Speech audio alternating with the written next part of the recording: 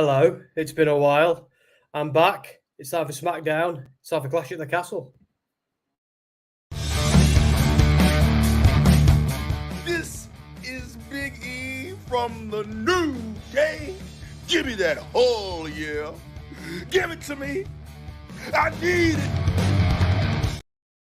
Thanks, E. Right, well, it's just it's bizarre to be back. It's been a little while. Sorry, it's been so long. I've basically I was on holiday and it was one of those holidays that crosses 2 Fridays.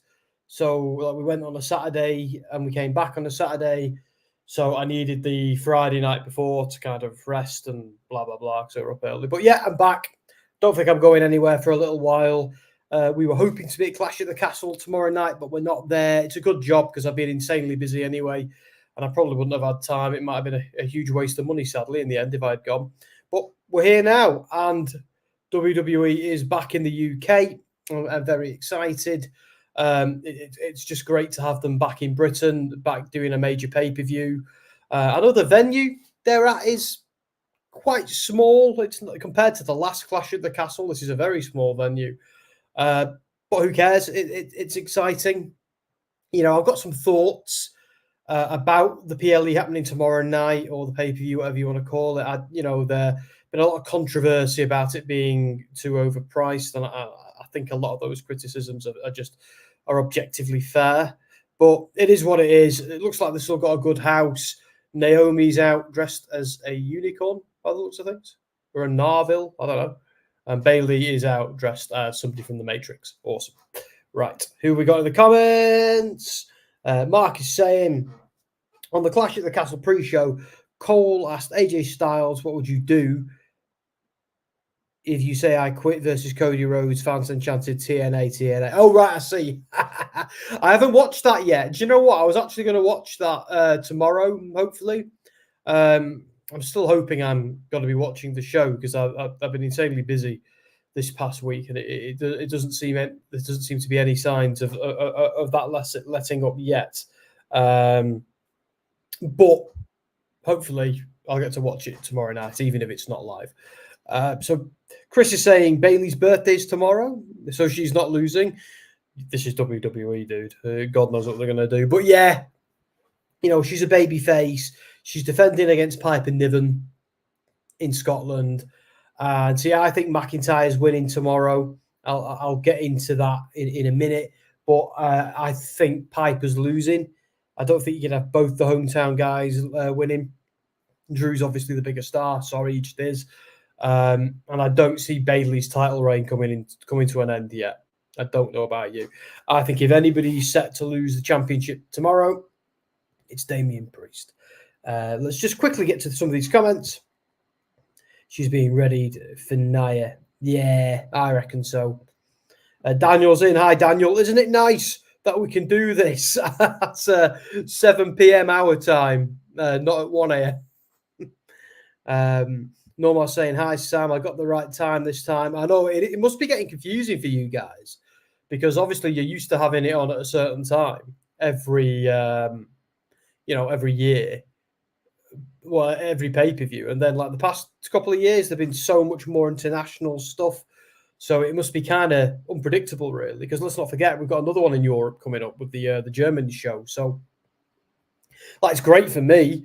Like the more, the more things they do in Saudi Arabia and the more things they do in Europe, the better it is for me. If anyone's wondering where everybody else is tonight, obviously Friday's my gig, but I think we're hearing from Andy later. I think Dan's doing Clash tomorrow night. Dom and Dan are doing Raw on Monday night. So Anthony will be doing AEW on Wednesday. So everybody else is about. But yeah, Naomi versus Chelsea. I hope this is a squash. Daniel saying, where do you think Ricochet is going? I'm 99% sure he's going to AEW, mate. I have some thoughts on that, which we'll get into in a bit. Both the Witches are fighting for the tag team match. Yeah, Mark, I actually think I don't think there's going to be any big betrayal there. Not yet. I think that's coming, but I think SummerSlam might be where that goes down. So I do think I've forgotten the bloody names.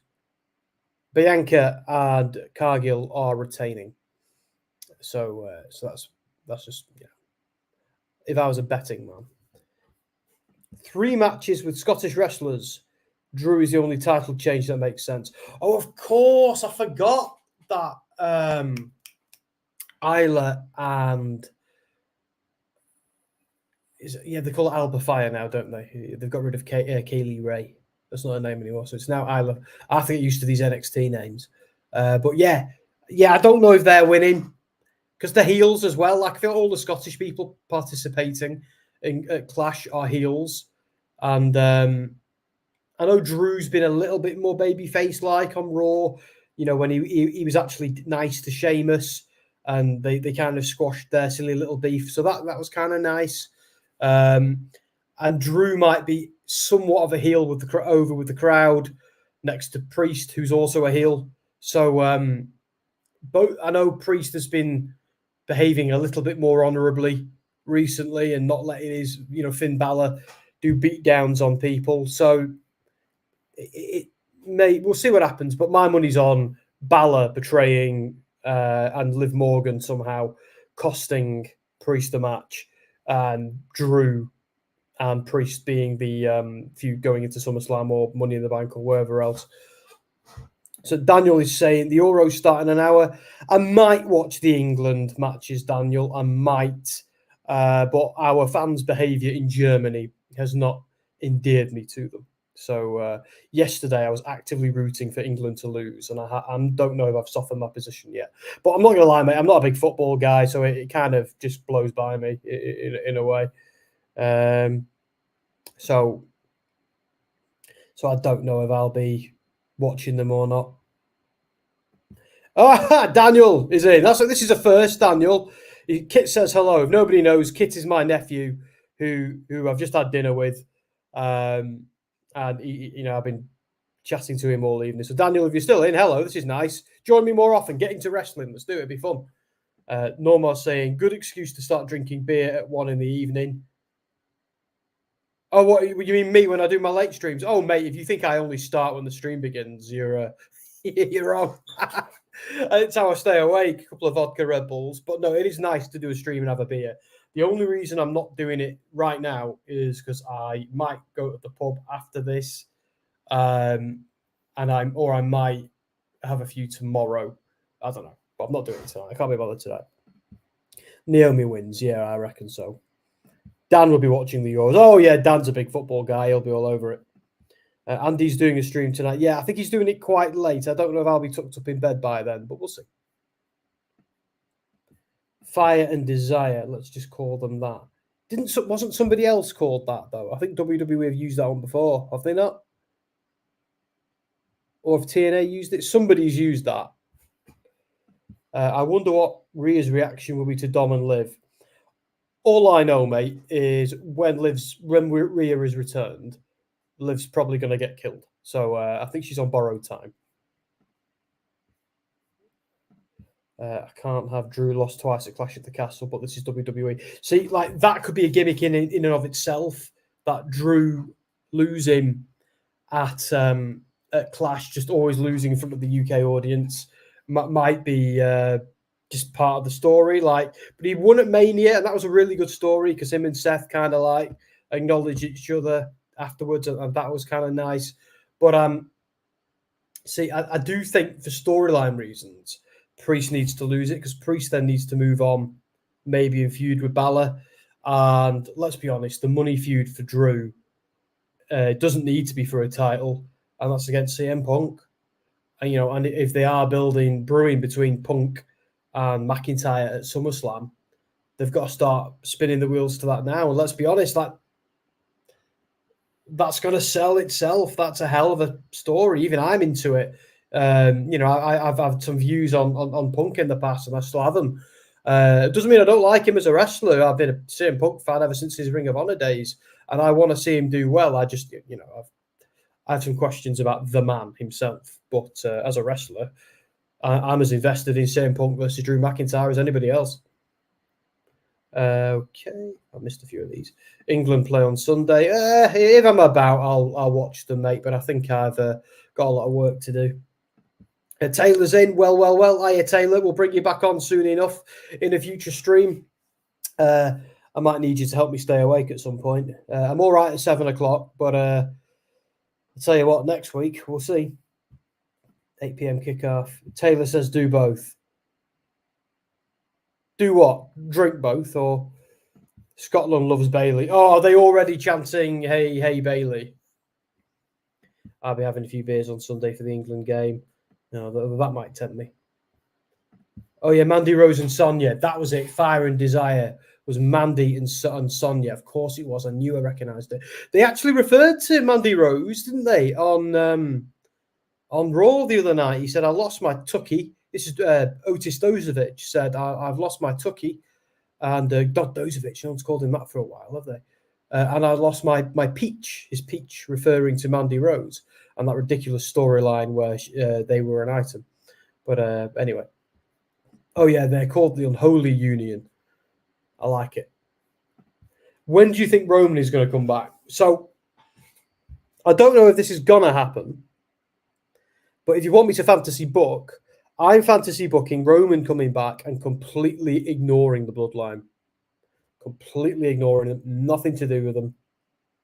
Because he's fixated on one thing, and that's a rubber match with Cody.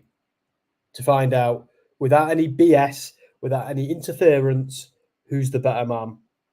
And so I do think, I don't know anything, but I think Mark's right. I think SummerSlam would be a great time to bring him back. It makes sense to have him staying away at the moment. But for me, at SummerSlam, I love the idea of him coming back and having zero to do with the Bloodline story at first. And them all being a little bit confused by that. But let's be honest, Roman is not calling the shots in the Bloodline at the moment. Solo is pretending he is. So I love the idea of Cody and Roman having one more match, Roman losing cleanly, maybe in a cage match. There can be no BS, no interference. I loved the WrestleMania main event last year. It was amazing. It was a completely ridiculous, but I do think they need a third match, a rubber match to round that off, make it a trilogy, one where Cody can definitively win. And I love the idea of after that, Roman Reigns turns face and Roman gets the microphone and goes, Cody Rhodes, I acknowledge you. And that is the perfect end of the story between Roman and Cody. The story is told. It's done. It's over. Then Cody leaves. Roman is still in the ring, about to cut a promo, maybe apologize for his actions. The power went to my head. Absolute power corrupts, absolutely. And then Solo and the Bloodline come out to join him. And you think, oh, this is nice. The boys are here to have the cousins back, the tribal chiefs back. And they turn on him. Tama Tonga, Tangaloa, maybe Hikuleo if he's arrived there by then, maybe Jacob Fatu if he's in the building by then. They absolutely annihilate Roman Reigns and lay him out. And Solo Sikoa says, I'm the tribal chief now.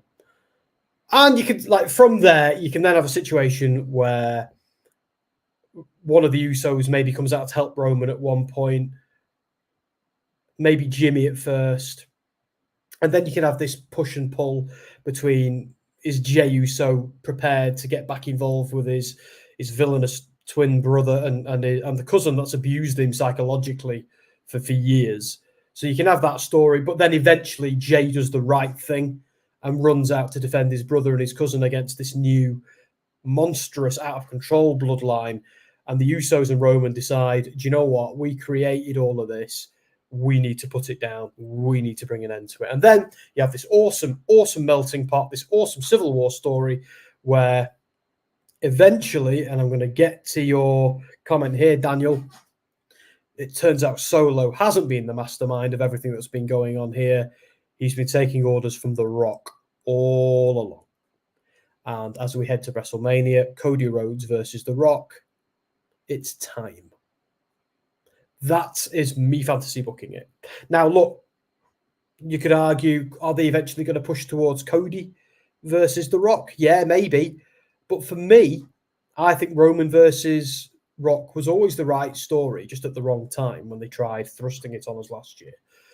And what they did was actually a happy accident. But I still think Roman Reigns versus The Rock is the story. Like, Cody's got a plethora of challenges. And I'm open to The Rock versus Cody Rhodes. I really am. But I think it's got way more heat being about, not being about a WWE championship, but being about the ownership of the bloodline, being the tribal chief. I think some kind of family bloodline drama between The Rock and Roman is way more interesting than any championship, and doesn't need to be about any championship. But this is just me, fantasy booking. I know you didn't ask for this entire soliloquy, but there you go. That is what I think they should do. I don't know if they're going to do exactly what I just suggested, but I do think elements of what I just suggested are going to come true. But there you go. Let me know what you think. Taylor says pub and beers. Oh, mate, I tell you now, I'm in dire need. I'd love to tell you why, but I can't. But yeah, there we are. Nothing bad. Nothing bad. I think Roman will come back and face Jimmy and Roman versus the new. Yeah, I agreed. I think that's inevitable, but you've got to get there. You've got to earn it. And I do think the Cody Rhodes Roman story isn't done. I think there's more to it. Have you seen Hardy Compound 2024 yet? No, I'm a bit behind because I've been doing a lot of work with something that, well, again, if you follow anything I do on Diserto, if you have a little look at their, on Tuesday, my work on Tuesday, you'll see what I've been so busy with the past week. But I'm so behind on my wrestling. I still haven't even watched NXT TakeOver yet. So I think I'm going to try this weekend to catch up, but we'll see how far I get because the work isn't over yet. So we've still got a lot to do, and I kind of need to get some of it done this weekend so I can hit the ground running Monday morning. But anyway, I've also got a load of WrestleSphere stuff to do as well. Christ knows how I'm going to get it done. Rock, Roman, and Usos versus Solo's version of the Bloodline. See, I like it, Nomar, but for me, I kind of want to see the beef between Rock and Roman.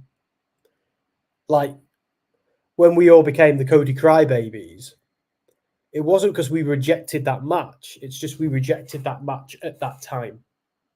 For me, like, WWE have been telling a story for 2 straight years, and we're prepared to seemingly abandon that story overnight just to get The Rock on the main event of WrestleMania. It was a stupid idea then. It would have been a stupid idea if they had done it.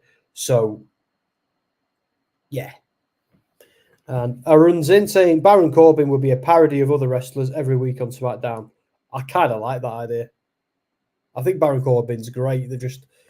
I want to see Baron Corbin just be booked as a badass, but not like the lone wolf, pathetic badass. But yeah, there's a lot they can do with him, Baron Corbin. I think with the Baron Corbin, they need to stop trying to give him silly gimmicks and just let him be a badass. That's what I think. Because they've kind of ruined him for us a little bit with the silly gimmicks over the years. It's super goofy. This is WWE. He's the king of goof. Naomi wins with a roll-up. Has that happened? Oh, yeah. So I'm watching a Magnum commercial currently. Am I caught up with the comments? Oh, that makes a change, doesn't it? I haven't done any polls or anything yet. We'll see if we need to. Yeah, we'll do a poll in a minute. Next match, we'll do a poll. Let me just set that up.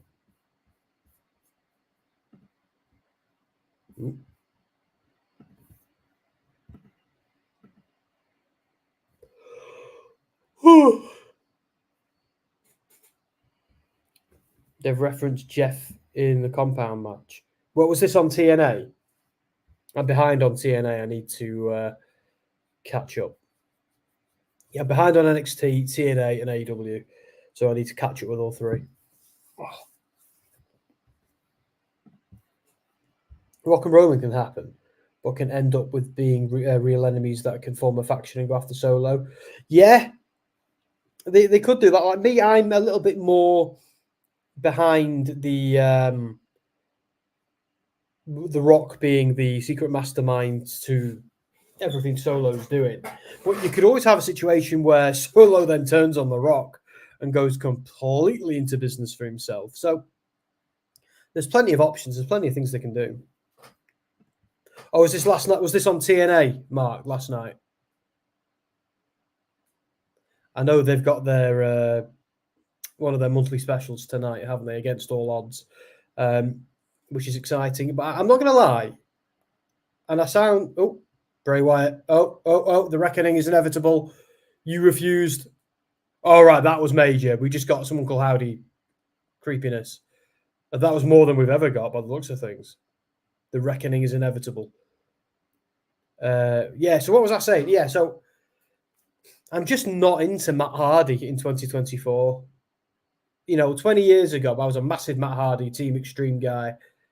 20 years later, and I even loved Broken Matt Hardy in TNA, and I even liked the Woken Matt Hardy that they did in WWE, and the stuff they did with Bray Wyatt. I actually like that too. But I think everything AEW onwards with Matt Hardy, no disrespect to AEW, but just I haven't cared, hasn't interested me, and I feel like they're flogging a dead horse at this point with the broken stuff. And I love TNA. I'm a massive fan of TNA. I watch it as religiously as I can, and I do a lot of work with them as well. So, but I don't. It's the Matt Hardy thing versus Moose. I'm not buying it. I'm not feeling it. I'll be kind of glad when it's out of the way and we can move on to a proper feud, maybe Nick Namath again or something like that. So, although I am thoroughly invested in the WWE versus TNA stuff that's going on at the moment, that is a dream come true to me, and I can't wait to see where it goes. Why am I yawning? Why am I yawning? It's 7:30. I'm acting like I'm on a 1 a.m. stream. What's going on? Bo Dallas White Compound. Tell me more. Oh, if that was the countdown, it's already been seen. Oh, right, okay. But that's exciting. See, I hadn't seen that yet. So Johnny Gargano's causing mayhem. Johnny, you vandal. Oh, he's chucked it out the ring. Oh! Rather than struggle with it. Oh. And Ciampa's acting like that was on purpose and chucking out the chair. I like it, though. That was good. See, Gargano messed up there, but they saved it quite nicely. They made a botch look like contempt. Professionals. Michael's in saying, "Hi Sam, sorry I'm late. Was that a program? It's all good, mate. There's there's no register. We don't take a register. It's okay." Oh my God, for the Chelsea Green video package, they put Samantha in the video entrance. I love Samantha Irving. She's bloody brilliant. I hope she sticks around now that her fellas are going to Nashville. I have to say.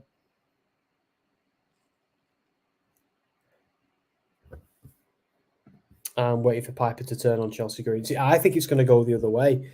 See, Piper Niven bullied her way onto that team and kind of forced Chelsea to accept her. But now Chelsea's kind of being her cheerleader and her mouthpiece. And I think now Piper Niven is going to have genuine affection for Chelsea, only for Chelsea to stab her in the back. Turns Piper babyface.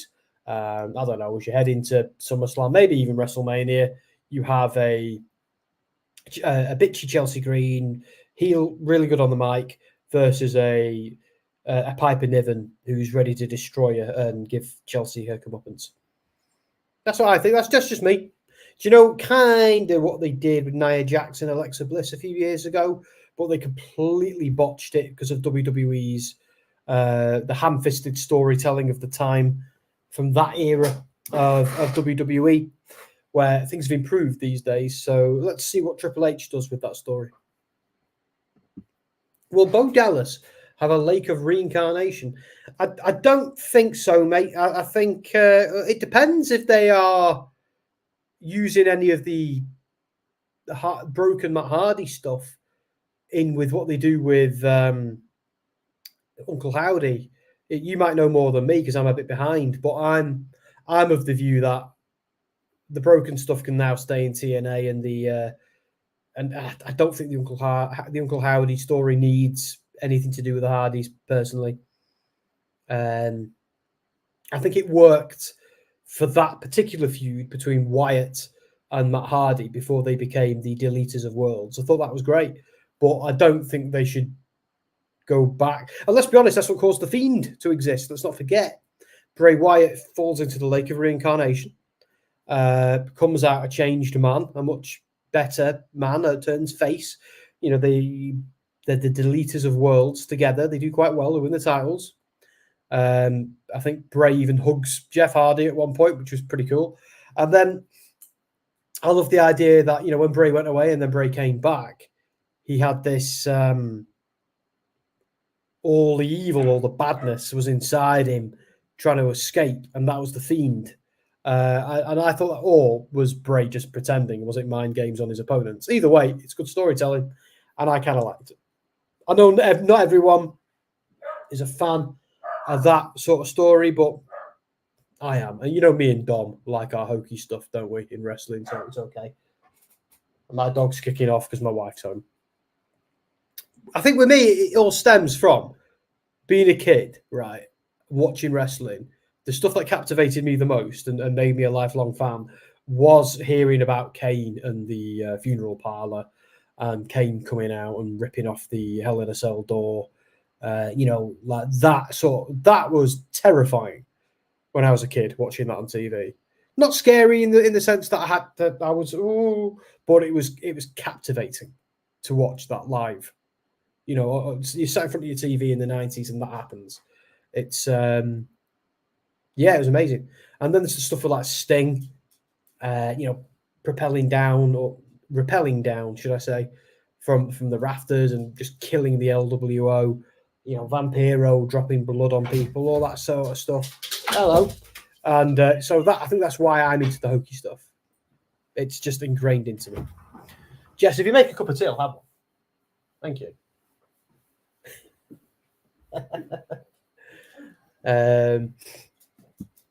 Heard Ricochet has more TV dates before he officially leaves. Oh, okay.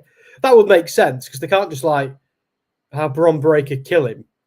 He gets into an ambulance with his girlfriend and that's it. Like, they got to do, well, I get he's leaving, but I think there's more they can do. No? It's breaking down between DIY and the Grayson Waller guys. So the QR code is just a countdown. Oh, but to what? Do we know, Mark, how long is left on said countdown? Just as Michael's asked. I'd rather have Chelsea Green, the baby face, and Piper Niv in the heel. Yeah, you could do that, but I feel like they've created this perfect Karen gimmick for Chelsea Green, and I think if they were to give up on that too soon, it'd be a wasted opportunity. There's a lot they can squeeze out of that Karen gimmick with Chelsea Green. You know, the whole "I want to speak to your manager" thing is brilliant. You know, we all know a person like that, don't we? We've all been out for meals with them. We've all, you know, seen them on YouTube or whatever. So I think it's good. I think it's fun. Nope. Start now. I might just open it a bit, Jess. No, it's really flashing on your screen. I know. Oh, is it really bad? Yeah. Guys, is it really bad? Or should I open it just a bit like this? All you can see is the light. All you can see is the light. What about that? That's better. There you go. Does that work? That works. Tell me if it doesn't work. Oh, I'll call red now. Nikki has mostly been portrayed as a lovable psycho kind of character. I want to see the evil Nikki. Yeah, I want to see the cult Nikki, the Nikki Cross, who's believes she's found a new purpose, believes she's healed, but really what she's done is join a cult. And nothing you can say to her will dissuade her. No amount of facts will dissuade from the cults. Only the cult and the cult leader matters, not evidence, not truth. I think that's what we need to see from Nikki Cross. And all of them. I think that's what this Uncle Howdy storyline needs to be, that for everyone. personally. I can't wait to see what they do with this. I'm really excited by it. I've got a feature that I'm going to write for WrestleSphere all about it as well. I've got another one coming about Cody and Roman. So if you're a fan of that stuff, look forward to it. And do please read it. I appreciate it. Aaron says Bron Breakker should join Judgment Day. It's a fun idea, but I think what we need with Judgment Day is a civil war between the existing members as opposed to more members. And I think with Bron Breakker, I want him to be the second coming of Goldberg. And I mean, not the Goldberg that they've thrust upon us in recent years and people got a bit sick of. I mean, Goldberg back when he was ace, back when he was exciting to watch. Like he was never like Bret Hart, was he? But he was an attraction. It was fun to see him come out, destroy a fool, and go. So that's what I want to see from Bron Breakker. I don't want to see him tag with anyone. I don't want to see him have any allies. I want him to be a lone wolf who comes out, destroys his opponent, and leaves. Second coming of Goldberg, basically. Oh, right. So 3 days and 5 hours and 31 minutes. So we're talking Monday Night Raw. Yeah, gotta be. Are they going to do anything at Clash at the Castle, do you think?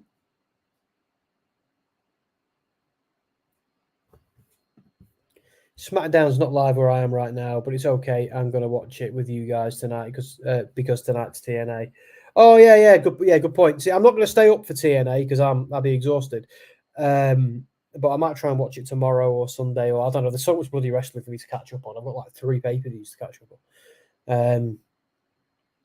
I was going to say, Michael, are there not other means by which you can watch it? I'm not suggesting you break the law or anything like that, but is there not any option to, I don't know, watch wrestling another way?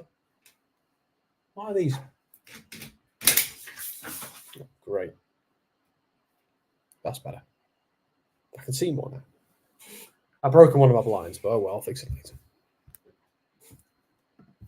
Oh yeah, it's 100%. They're all heels. Yeah. Oh yeah, 100%. The cult leaders. You don't like. Is there such thing as a benevolent cult? Like, let me know if there is. Yeah, so it's happening on Raw. I do. It would be nice though that at Clash, if they give us some kind of I don't know, some kind of not tease, but some moment, some kind of on-screen message, some threat from Howdy. Like they debut on Raw, that's fine, but I'd love some big Uncle Howdy moment at Clash at the Castle. I really would. Seems like a good place to do it. Yeah, a vignette. Just, do you know, like when Bray Wyatt came back and we got that really creepy video package from Uncle Howdy? That was brilliant. Or something like that. I'd be made up. There's a bunch of things I want to happen tomorrow at Clash. I want Balor to turn on Priest. In fact, shall we look at the card? We'll quickly look at the card, and I'll catch up on the comments. How about that? So let me just bring it up.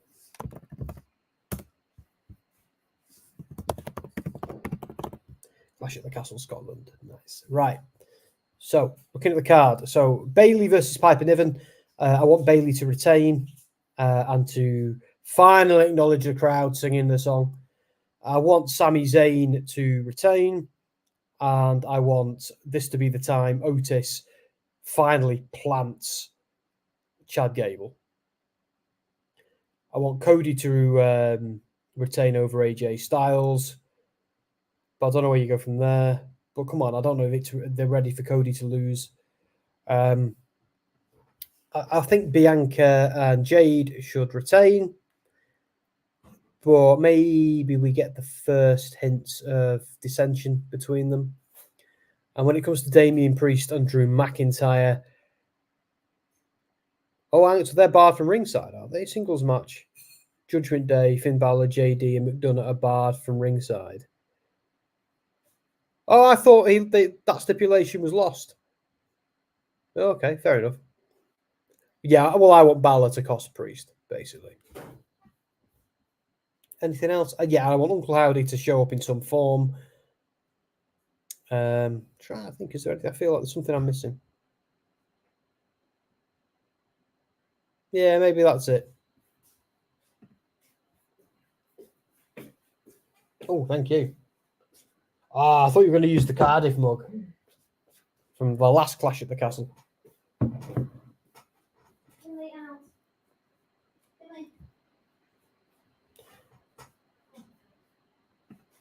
Yeah, vignettes are being filmed. Unfortunately, I can't watch wrestling. Oh, okay. Might just have to wait till later then, I think, mate, when they air it at usual time. That's how Braun Strowman should be, a complete powerhouse. That's not a joke. Yeah. Baron Corbin will be impersonating other wrestlers every week on SmackDown. I sincerely hope so. Oh, Apollo Crews is here. He still works there.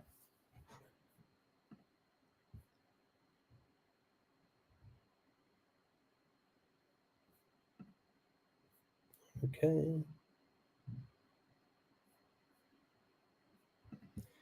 If Balor turns on Priest and Carlito joins in, it could be Carlito's way in JD full membership. Yeah. I think JD's got full membership now. I think he's had that a while. I think the only person who's a prospect, as they said, is Carlito. So yeah, but like it could be that Balor wants Judgment Day for himself. It's a very Bullet Club thing to do, isn't it? Turning on the leader and becoming the leader yourself. You know, Balor should have learned by now that the Bullet Club curse never strays too far from the stable. You can call the stable something else and put it in different colours, add a bit of purple, but I think that curse might have followed him. Yeah, Bloodline are banned after Drew beat Finn. Judgment Day, yeah. Who's going live, Tom? I don't know, Sam. Oh, tomorrow for Clash. I think Dan is doing it tomorrow. I could be wrong. I don't know if I'll be back in time. I've got a lot going on, so I'm going to struggle personally. After this stream, I'm probably going to catch up on some of the wrestling I'm behind on and get an early night, I think, because I'm that boring. But yeah, that's where I am. When Finn Balor turns on Damian Priest, Bron Breakker should replace Finn Balor in Judgment Day. See, I think what's going to happen there is Finn Balor will kick Damian Priest out of Judgment Day. I think Priest is going to be the man without the stable. If they go down this route, I think Balor's going to make himself the leader of Judgment Day. I don't think it'll be Balor attacking Priest and then him just voluntarily leaving. If anything happens, I think they're all probably following Balor's lead. You know what I mean? I think it'll be a case of Balor and the crew ripping Priest's shirt, which is exactly what happened to Edge. You know, that's what Priest and Rhea Ripley did to Edge. You know, it was Finn Balor who orchestrated that. It was how Finn Balor entered Judgment Day, was by encouraging the other members to attack Edge. So, yeah, and I agree with Mark. I don't think but Bron Breakker should be anywhere near factions.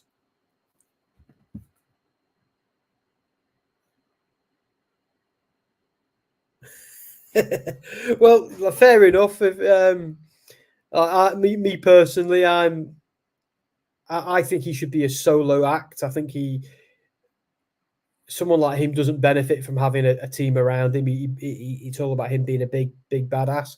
I think now you can start to say the same thing about Damian Priest as well. I think if they want Priest to be a babyface, he can't be in Judgment Day. And I think Rhea Ripley, they really want to start booking her as a face, and they'll do that soon enough. So I think she's on borrowed time in Judgment Day as well. I reckon going forward, Judgment Day will be Balor, JD, and Carlito, having kicked out all the original members. 1 second, guys. Just going to shut this door. There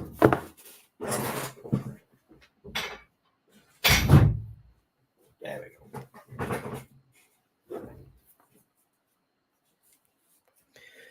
There we go. Yeah, it's just in case the dog kicked off.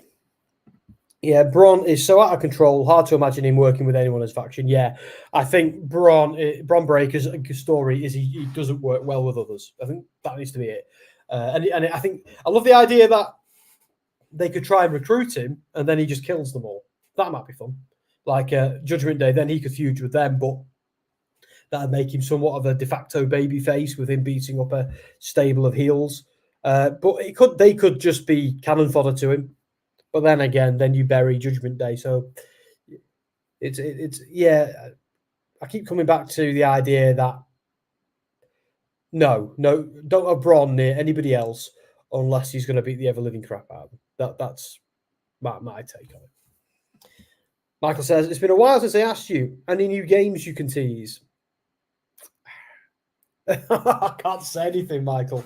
I've signed an NDA, so I can't say anything about certain things. But I would suggest that if you go on Deserto.com on Tuesday, you'll see what I've been working on for the past little while. Anyone who knows me well as a gaming journalist might already have a good idea of what I'm talking about, but I can't talk about it because I legally can't. So there you go. Normally, I'd give you a hint and I'd say what the game is, and the most important thing is never actually telling you anything about the game. But in this particular case, I can't even say the game's title. So there you go. I've got to be a good boy. The hardest part was when I had Forbidden Door so early, and I was like, everyone was like, "Oh, I wonder what Forbidden Door's like," and I was like, "Yeah, I wonder what it's like." I can safely say it's not Warhammer, but I am very much hoping to be the guy who reviews Space Marine 2 when that comes out. I'm not gonna lie, Michael. If you look at the release calendar, you'll something will jump out, but I'm not gonna say any more than that. I can't stop you looking at a release calendar and drawing conclusions, but I can control what I say. Baron Corbin will be parodying. I think it's Groundhog Day, isn't it? yeah, he certainly will. And I'm gonna beat you to it, Aaron. Bron Breakker should replace Damian Priest in Judgment Day. There you go. Done it already. We should have had a.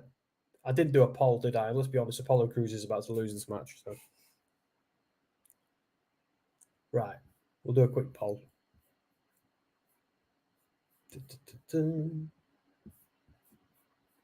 If Chrome lets me. Come on, Chrome. Right, cool. It's nice seeing Apollo Crews actually get a decent match. Because he always does good matches. So it's nice to see him getting some good time, you know. Ooh. Just going to pause myself. There we are. Right, okay. So, start a poll. I'm so bad at doing polls and banners, aren't I? It's always been my Achilles heel. Who wins?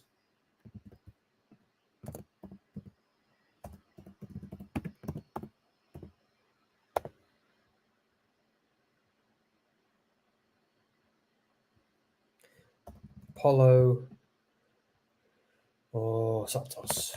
There we go.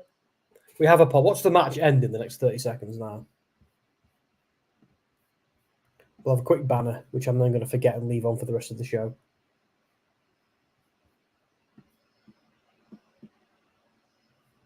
Where's all the banners?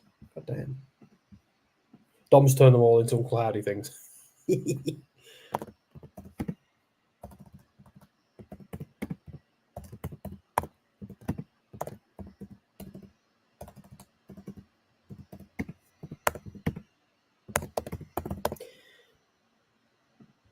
Too lazy to Right, their surnames. There you go. Corbin is now fully faced on the main roster. We are in Bizarro world. It was bound to happen eventually, wasn't it? You know what I mean? It was bound to. I kind of like it, but they need to give me a reason to root for him, other than I feel sorry for him because he's had crap gimmicks. Make me like him. Like I do like him as a person. I think he's a great wrestler, but make me like him as a character. Make me identify with him. WWE. Bayley wins tomorrow at Clash at the Castle. Money in the Bank, she faces Blair Davenport for the WWE Women's Championship. See, I'm still not fully sold on Blair Davenport. I think she's a great wrestler. I just feel like they've saddled her with an appalling NXT name that is going to come back to haunt her. Like she already had, I forget her name on the Indies, but flipping heck, it was better than that. Blair Davenport, like really? Like, there's a guy on NXT called Cale Dixon right now, and my mind blows. It's like they're trying to make bad names. Like, what's the worst name? Doofus McDoucheson. You know, that is where they are. Some of them are all right, like Tank Ledger. Brilliant. Great wrestling name. He actually did an interview for WrestleSphere, and it wasn't with me. It was with Omer. But in that, he discussed his wrestling name with his dad, and he was going to call himself Tank Abrams. Oh, what a missed opportunity. He should have done that. But there you go. Do you think Otis will finally stand up to Chad tomorrow? The bullying gimmick has been a good one, but it's run its course. Yeah, I agree. I think now it's like, especially after what happened on Raw, it's now getting a bit, come on now, guys. I feel like now they've teased that so much, it's not going to be effective when it happens. Like, I feel like if they'd just done that out of nowhere, and I feel like if they'd been a little bit more subtle with it, that would have been a mega pop. A mega pop. But the fact, the more they have Otis attack Sammy and then go, oh, Sammy, I'm so sorry, backstage, the more they undermine it. So, yeah, I'm ready for that to die now. I'm ready for that story to end. And I love the idea that that might be the thing that sends Chad Gable over the edge. That's just me. Who else is going to face Bayley at Money in the Bank?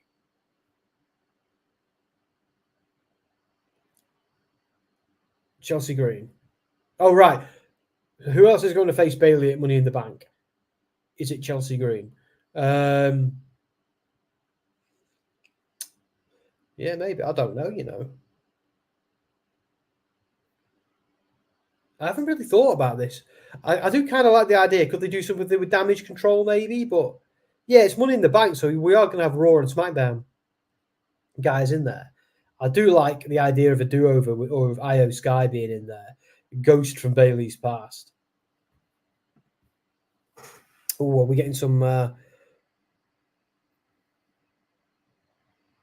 AJ Cody action? I tell you what, you cut out all the progressive match flows on WWE TV. The show becomes only an hour long. Who's the main event tomorrow night? Presumably it's Priest and McIntyre rather than Cody. That wouldn't happen any other time, would it? Bayley versus a returning heel Flair. See, Charlotte Flair gets a lot of hate, and I think it's because she's done everything there is to do. I think she's brilliant. I think there's amazing matches, amazing character work. I don't see what there is not to like. I hate the idea that some people were born to do stuff. That horrific amount of privilege, but with Charlotte Flair, it's really hard to deny. It just, I know she's not a dad, but Christ, she doesn't need to be. Look what she's done herself. She's brilliant. I'm well aware she probably wouldn't be a wrestler if it wasn't for Ric Flair, but I don't think that takes away from anything she's done herself,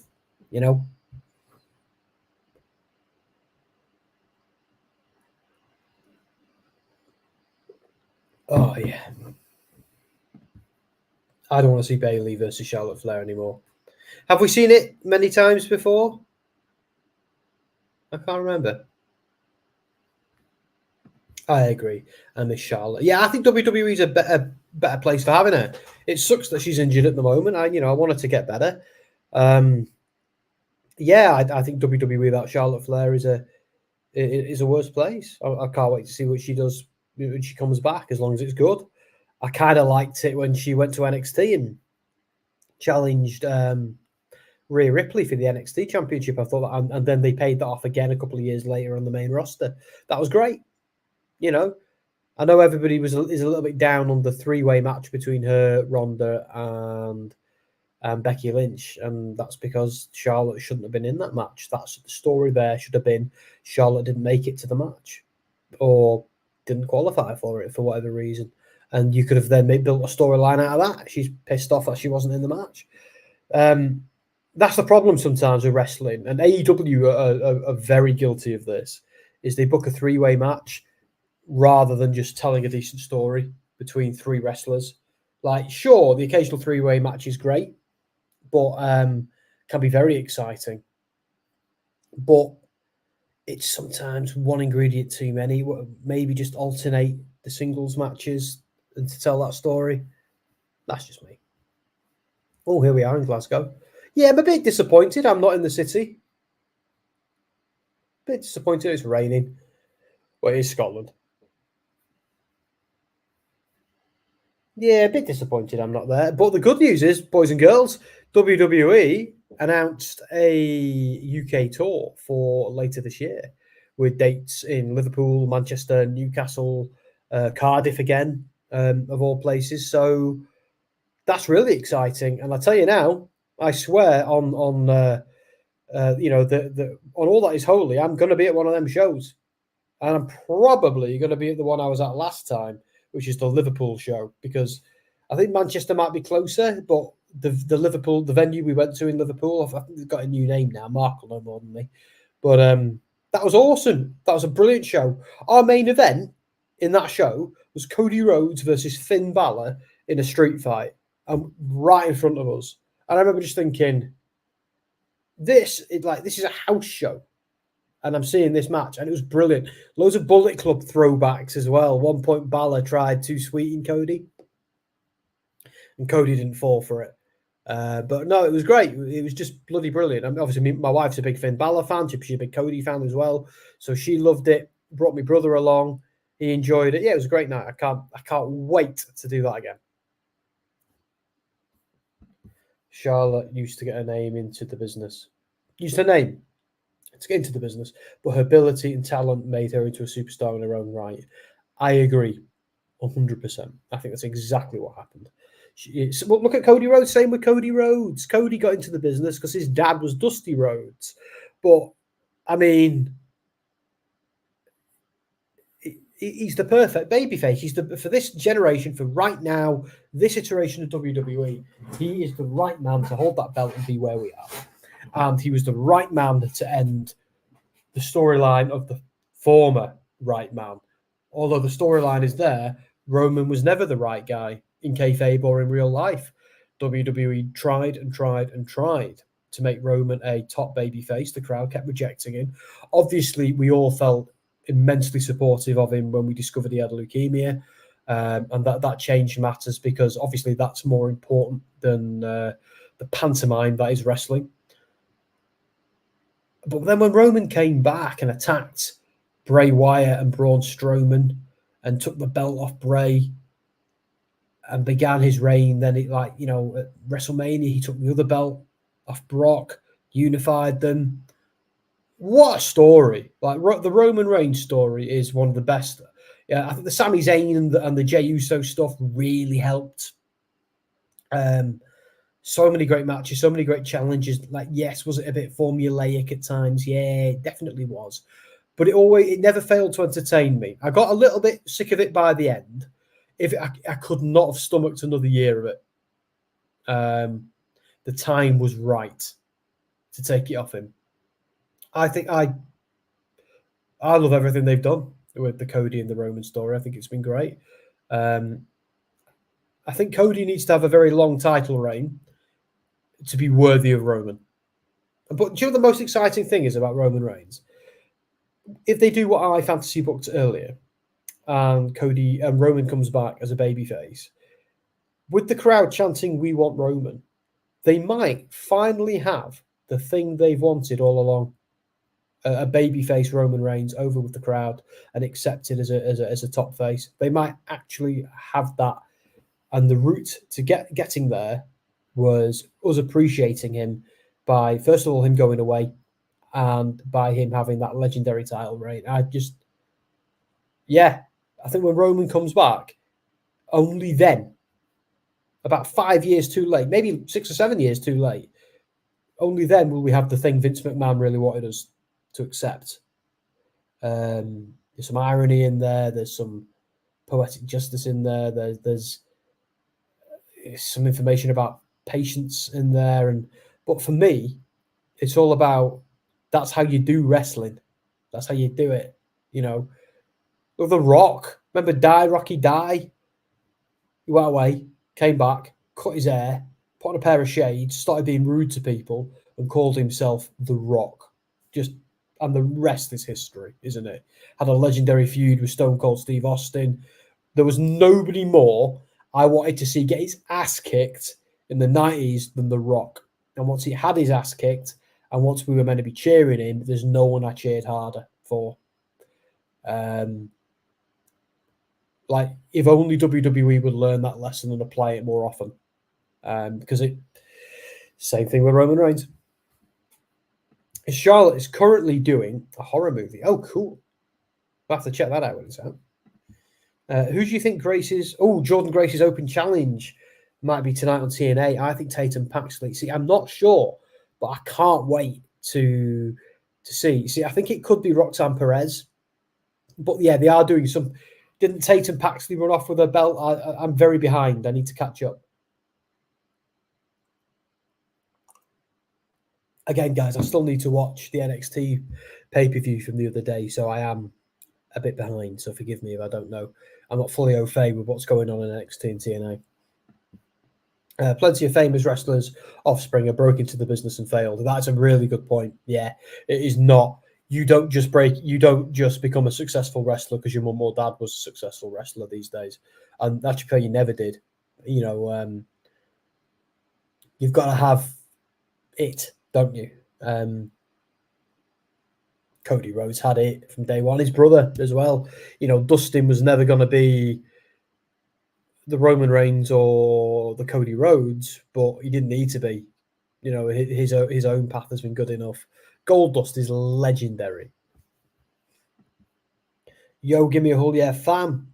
What's going on, everybody? We're all right, nothingness. Excited for tomorrow. Excited for TNA tonight. Excited for Forbidden Door that's coming up. It's Dom tweeted out before, and he was absolutely right. What a time to be a wrestling fan. And do you know what? I thought I was going to really feel negative towards this pay-per-view because I was hoping to have been there. But I don't. I'm really excited for it. I can't wait. But you know what I think that's made me feel really good is that I never put much value in house shows, but I've only ever done one house show and I loved it, and I can't wait to do another. I'm really excited. Charlotte Flair doing a horror movie for real. Yeah. I think she's also got an injury. I'm not entirely sure. Wrestling Observer reported that Cody Bloodline saga will carry on. Rose is set to face the tribal chief Solo Sikoa at the next big destination pay-per-view. Take this with a massive pinch of salt. Yeah, I am. Because I don't think from a dramatic sense point of view, we're anywhere near that. They would have to shoehorn that in pretty significantly. Like Wrestling Observer and Sean Ross Sapp are both very, very reliable sources of information, by the way. You know, I've met Sean Ross Sapp. He's a lovely dude. And it drives me mad when people are rude to him on Twitter because people don't know how hard that guy works and how legit he is. He really is. You know, and same with Wrestling Observer. They're often right as well, but I think a lot of fans fail to notice the difference sometimes between them speculating and then reporting a fact and then reporting a rumor. These are all very different things. And the internet wrestling community misunderstands that and then blames them for that rather than blaming themselves. So it's kind of frustrating. As another journalist who's also a big wrestling fan, it's really frustrating when you see that. Oh, and guess what? Guess who left the banner on? Shocker. Don't think we're going to do one for these two boys.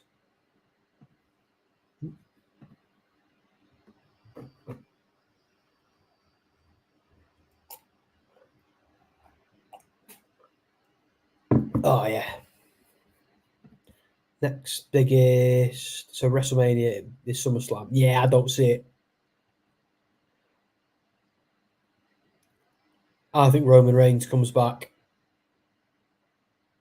Hang on a minute. So who won King of the Ring? Who won? Yeah, the men's King of the Ring. Who won that? Remind me. I've gone blank.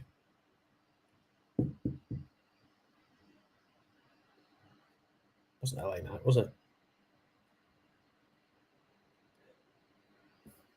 This is driving me mad. Who won King of the Ring?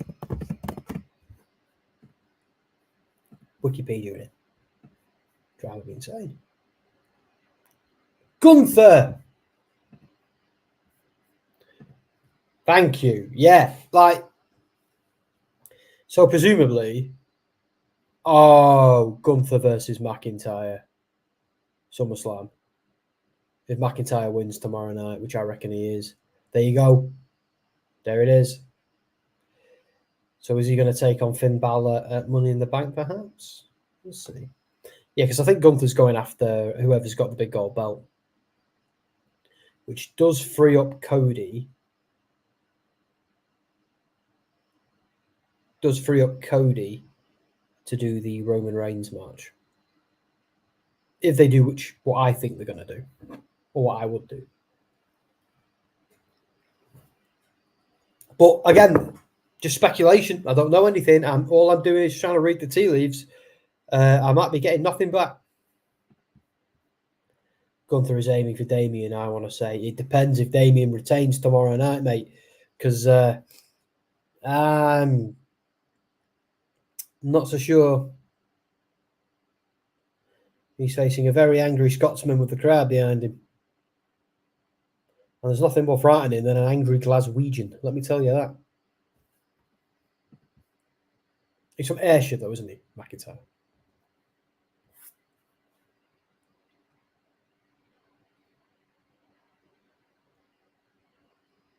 This Cody and AJ thing, it's great, but the whole thing, I love both guys, and obviously it was a dream match when they first met. Dream match for me, certainly. And it's nice that they're kind of running it back and doing it again. But would you want to see this a third time? I'm not so sure. I think they have to kind of move on eventually. Like, where'd you go after an I Quit match, other than Hell in a Cell? Where'd you go? And I think Roman Reigns might want Cody in Hell in a Cell at SummerSlam. Oh, I hope so. AJ needs to be saying I quit 2 times after Cody beats him again. Yeah, maybe. Why? Why? I think Damien loses to Drew. Punk comes back. Punk attacks Drew. They have a match for the championship, or Damien wins. Finn wins Money in the Bank, turns face against Damien, and we get Damien versus Finn. Yeah, that's one way they could do it. Another thing is, what if Punk costs McIntyre in Glasgow? Like, imagine that. The issue you've got, though, with that, as insane as that would be, that would start pushing Punk down the heel road, particularly in Glasgow.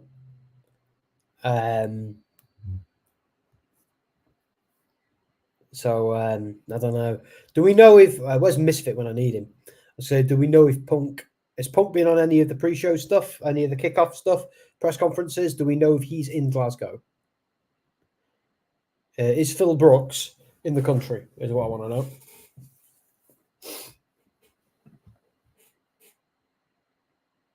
Piper did the Hunter spit at the pre-show. Brilliant. Have you ever done the Hunter spit? It's really funny. I go to the gym quite a bit these days, so I can pull it off a little bit more, but not quite like Triple H. Then at SummerSlam, we just have last man standing match between Drew, Punk, then Finn and Damien for the championship. Yeah, so for me,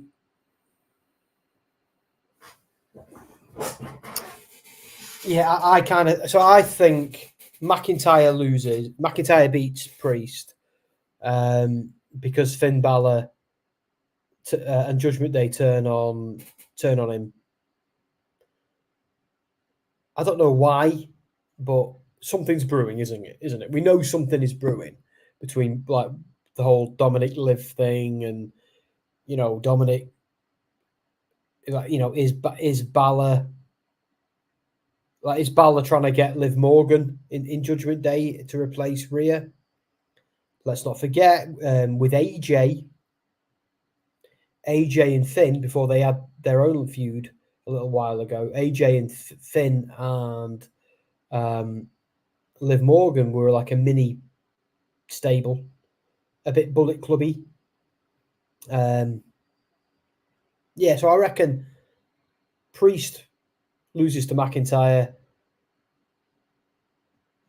Priest starts feuding with Finn Balor.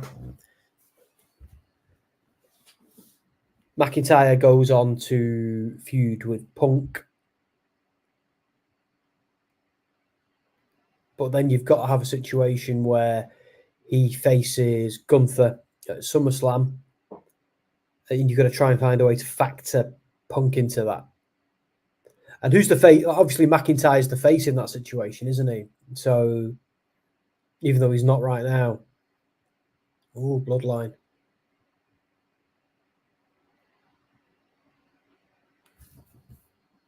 So, wait. Drew beat Finn, barring Judgment Day from ringside. Yeah. So, it's not like Finn can come out and possibly cost Damien the title. Just because he's banned from, like, this is wrestling, mate. Just because he's banned from ringside doesn't mean he can't be at ringside and won't appear and do a run-in. We see that happen all the time. Like, barred from ringside means nothing. They've done it because there's a storyline reason why. And we're going to find out whatever that is. Punk was spotted in Glasgow. So, yeah, right. So, either they've got a plan for him, or they just wanted him to do a lot of press.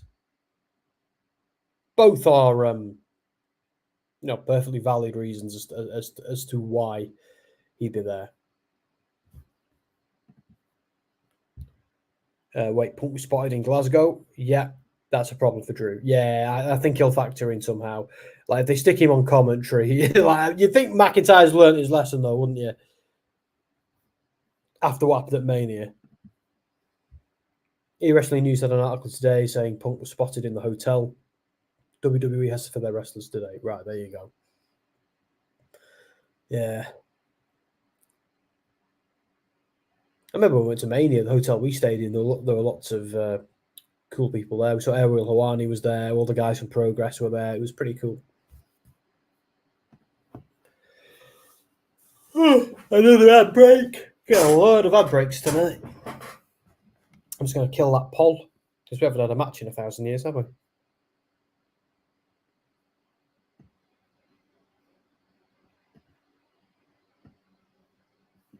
Why does it do this to me? Where's the poll? There you go. Wow, 57% went for Apollo. No way. No way was Apollo winning that match. The whole build-up of Drew versus Priest was pretty much teasing Punk was going to be there. See, I need to watch that. I might watch that in bed later. I'm looking forward to the. I love the kickoff shows they do now, the press shows. Well, I think it's a bit weird that they call them kickoff shows, which is what they used to call the pre-shows. So now the pre-shows are the Countdown 2 shows. Yeah, my brain hurts.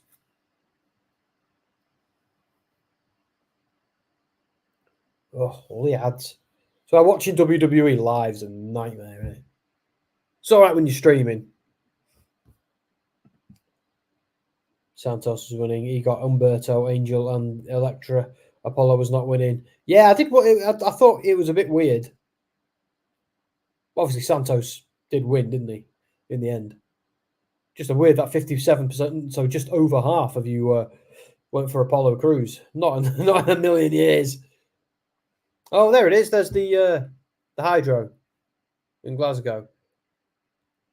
See, it looks big from that point of view, but inside it really isn't.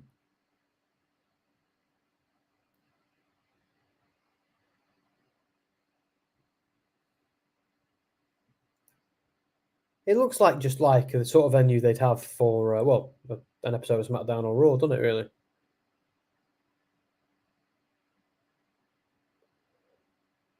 Oh, Stark and Shayna. Will we be getting a 6th match added to the card, do you think? Didn't they say something about Logan Paul? Like, it doesn't, like, and I know these days they very, very, very rarely have all the championships defended in anywhere other. Sorry, I keep going. Anywhere other than SummerSlam or WrestleMania. Did they do it in Saudi? No, they didn't, did they? In Saudi Arabia, they gave us a very, very strict down card for some reason.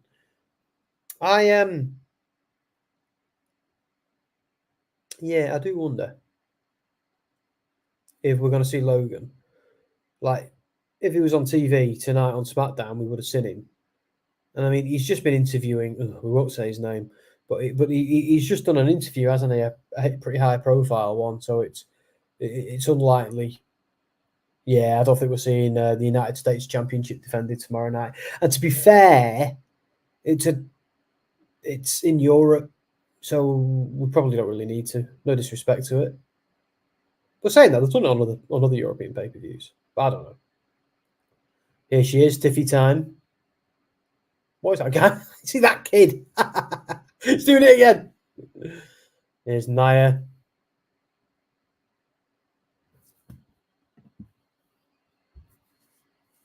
She's not like most girls.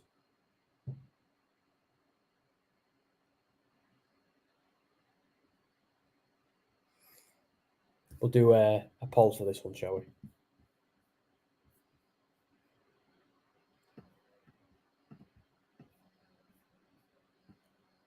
Huh. There you go, show chat.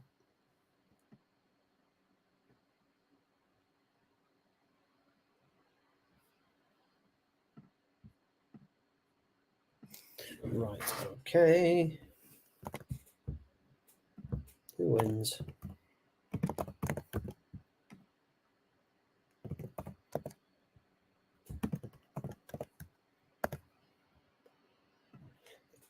Have they gone with Michin now? Like, Mia Yim is gone. It's now just Michin. So we had a time where they couldn't pick between it.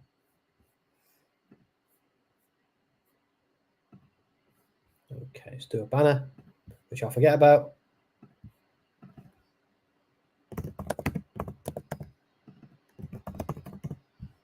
Boom. There we go. Euro lovers, Germany 1, Scotland 0.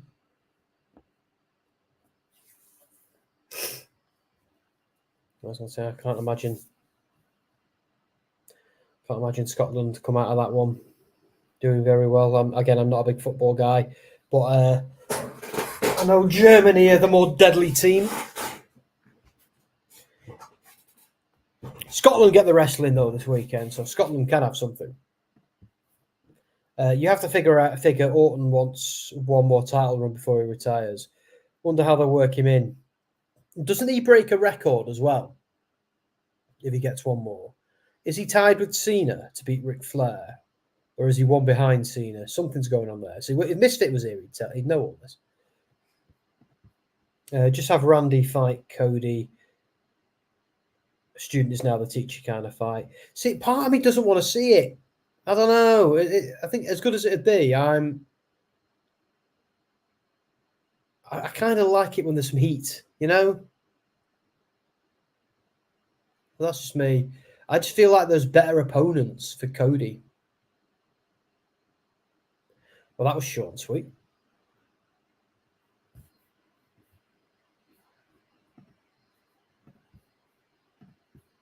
Okay.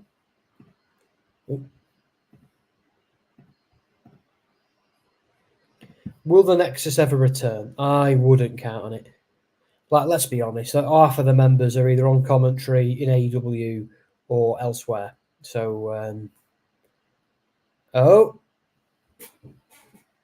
Logan Paul stuff. I think they might just be carrying on the storyline, though. I don't think we're getting anything tomorrow night, but it'd be great if we did. WWE, give us one more title match in Glasgow tomorrow. LA Knight, yeah, versus Logan Paul. If we could have that in Glasgow, that would be awesome. Make it a nice round 6 matches. Yeah, Wade Barrett's retired, isn't he? That's a good point. And Daniel Bryan is set to retire soon, isn't he? After his run in AEW. Imagine Finn's wife finding that hotel card in Finn's pocket. I thought that as well, because we all know, don't we? Balor's married to an ESPN sports reporter. So, but yeah, imagine her finding that, and he's like, "Hon, it's all fake. You got to watch TV." I had that exact same thought, but I think it was more designed for him to have clandestine meetings with Liv about betrayal, isn't it, rather than anything kinky. I really don't want to do a ham-fisted romance between Balor and Liv, although they would make very beautiful babies. Just have Randy's last championship be against the guy who beats Cody. Yeah. You've got to think, like, it's way too early to speculate who beats Cody. For the only reason that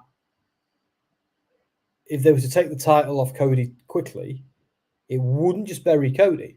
It would also bury Roman Reigns, because Cody was the guy who took it off Roman, and that's still very fresh. So it would be a waste of Roman giving his title reign up to Cody. So the only way you make that right is Cody's doesn't last as long, but it exceeds Roman's in various ways. Wade laughed it off when asked. Mr. Nexus. I think that, to be fair, the Nexus died the day John Cena killed them all. So there was no Nexus after that. The Nexus could have been great, but it was great for a while. But the NWO'd it, didn't they? It got overbooked. It got silly. It just got daft. And yeah, I think it's like what's happening with Bullet Club now. Like, it's so there are so many different strands of it in so many different promotions, all trying to capitalize on its success. Some of them with New Japan's approval, some of them without. I think AEW have New Japan's approval, but is anybody truly is anybody actually sure if Jay White and the Guns are actual Bullet Club members or not, or is Jay White's version of it like its own thing? Do you know what I mean? And the boys in TNA, like, are they still in Bullet Club? You know, I mean, Ace Austin and Chris Bay, like, are they still in it? I don't even know anymore. It's become too bloated. And the Good Brothers officially never left, did officially rejoin in TNA, and then officially never left again. So whatever's going on with Bullet Club, my point is the Nexus just became a mess, and now Bullet Club is a mess, and the NWO was a mess. And I think when stables become a mess, it's time for them to die. Or maybe, as much as I would hate it, have Cody turn heel, Randy beats Cody for the title. I don't know. Different world. Nah. It would just be a waste of... Oh, hello, what's this? So Logan's here. I was in California last weekend. He's in Logan heel mode. Oh, he's playing Tetris, of course.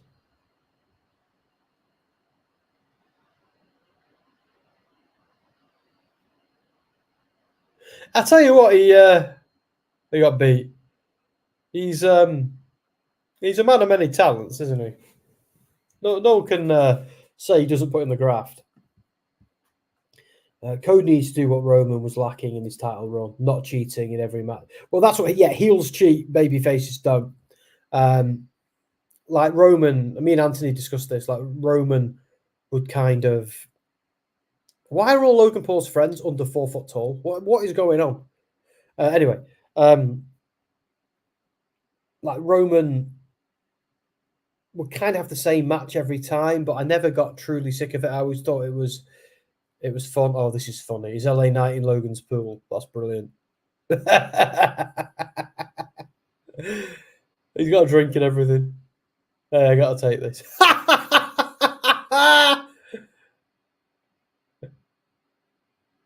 Who let this guy in? Oh, that's brilliant. I like his gorilla. Logan, I like your gorilla. It's a nice pad. Nice TV there.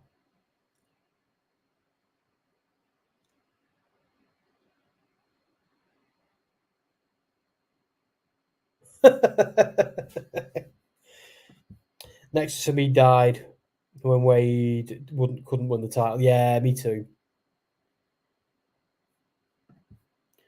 2-0 to Germany. Scotland screwed. Oh well, they've clashed at the Castle to be happy about. My thoughts exactly. There's no shame in getting beaten by Germany. It's weird with England. We always dare to dream, don't we? And we're always taken out by a superior side later in the tournament. And it's always fair, I think. I'm 36. I've been watching these international tournaments I know I'm not a big football guy, but I've been watching these international tournaments for many, many years. And it's always usually fair. And the minute we're on penalties, it's over. Like England and penalties, just you might as well turn off your TV and go and do something else. Fans wanting Drew McIntyre to come on X. Do you mean Twitter, Mark? I don't know what X is. WWE implementing a live and loud. Is it for an AJ Cody segment? Yeah, I'm never acknowledging Elon Musk's power play. It's Twitter, and eventually it'll be called Twitter again because this isn't sustainable. What's going on at the moment? It's an effort to change culture. It's an effort to kind of lord it over people and control what they say. That's why it's the only reason he's done it. Nothing to do with branding, nothing to do with anything else. It's I'm making this change because you're all insects and I'm a god. That's what it is. So I won't buy into it. One day he's either going to sell it because he's bored of it, or he's going to change it back and just then let people who actually understand how to run a company like that run it, and then he's going to sit down and collect the money. If he's got any brains, and I think that he does, he needs to get the hell away from Twitter and give it to people who know what they're doing with it. Because he said he doesn't. He's a guy who inherited all his money and spent it on building a rocket company. What the hell does he know about social media? It's just he saw an opportunity to control the zeitgeist. Anyway, I've enough tangents about Elon Musk, who I don't like very much. I think he's a bit of a prick. Okay. I'll say that anywhere, by the way. I don't mind that I've said that on the internet on a podcast. I'm happy to say that to anybody's face, including his own. Not that that'd ever happen. I never understand why old legends turn heel in a new era, like when Edge turned heel. I didn't understand. Yeah, is that with the Judgment Day stuff? Well, yeah, they cut that short, didn't they? Because I think Vince wanted to do some hokey voodoo stuff, and Edge wasn't into it, so they said, right, just have me taken out by my own crew. Finally getting some bloodline action. See, I'm a bit disappointed we're not getting Logan LA Knight, but maybe that's one for the next pay-per-view. Randy Orton turns heel, forms a new legacy with Lexus King and Bron Breakker. Well, yeah, That's an interesting idea. It would require Lexus King, though, to kind of acknowledge his heritage. And I think the whole point of his rebrand is to not do that for some reason. Bron Breakker, like, you're desperate to have Bron Breakker in a stable, aren't you, Aaron? I've said it before. I think Bron Breakker needs to be a solo guy. Randy Orton with Lexus King, yeah, maybe. I think Legacy was a one and done gimmick, though. I don't think they should bring Legacy back. I think the whole point of Legacy was it was played out to begin with.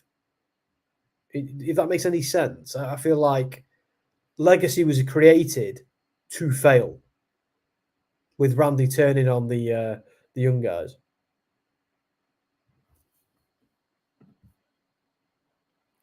Yeah, it's a collection of three talented guys who I think are talented guys on their own and don't need to be in a stable. That's just me. Bron Breakker, there's no universe where Bron Breakker needs to be in a stable. Like, that would be like if Goldberg had joined the NWO, or if the Undertaker had joined DX. It's just, you don't. Some stars aren't for stables. You know, some stars join stables. Some stars form stables. Some stars destroy stables. And I think Bron is in the latter category. I feel like Finn Balor's being punked out a lot at the moment. I want Balor to really cement himself as a top guy at some point soon. And I think taking out Damian Priest would be a good way of doing that.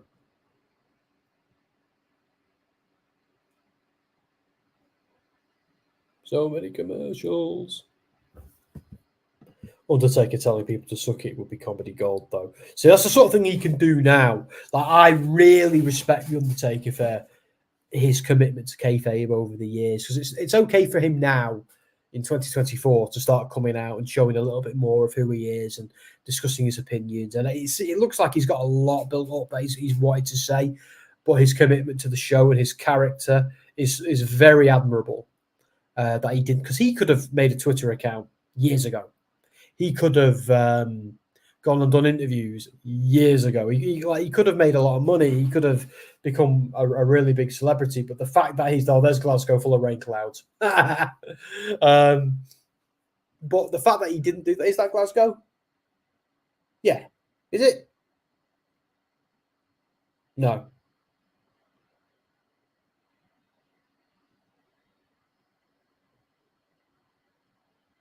Where's that? Is that New? Oh, it's New York. I'm an idiot. It says it right there. I was going to say it looks a bit different than Glasgow.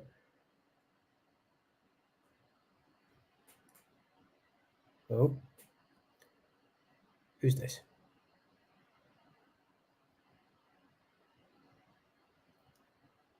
It's interesting that we never got one of these guys on Raw as well.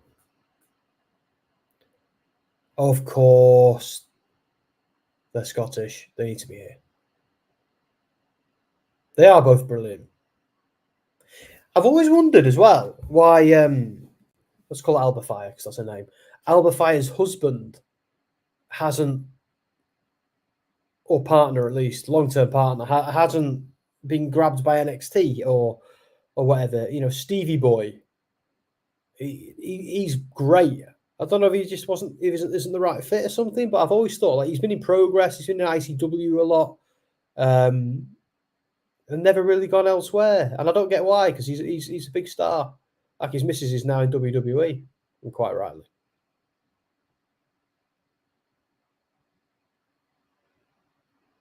She's done so well. And I thought Isla Dawn was a star from the very first time I saw her on NXT UK in that London show that time. Just amazing. I think she had another name on the Indies. I know Alba Fire was called Kylie Ray. Was it Kaylee Ray? Yeah, it was Kaylee Ray. Kylie Ray's the Smiley Kylie one. Oh, gosh, and the headbutted her. Yeah, they'll be so over with the crowd, won't they? Just because they're from there.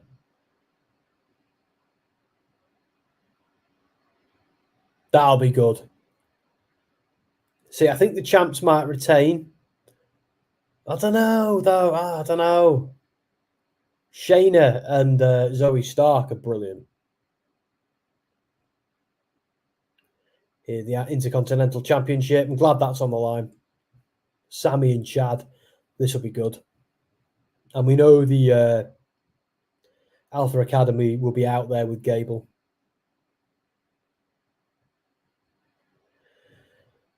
No disrespect to Piper, but I think she's only in this match because she's Scottish. I haven't got a problem with that. I think Bayley retains. This is exciting, isn't it? McIntyre versus Priest. Heavyweight Championship. Amazing. Have we seen Cody versus AJ yet? No. So they're building this last. Wow. Because I feel like all the way they've done this, they've kind of built it as McIntyre and Priest is the bigger match. This is the first time they've acknowledged the Cody and AJ one over it. So I wonder if they've changed their mind because Cody's is the let's be honest, Cody's is the bigger title, isn't it? You know.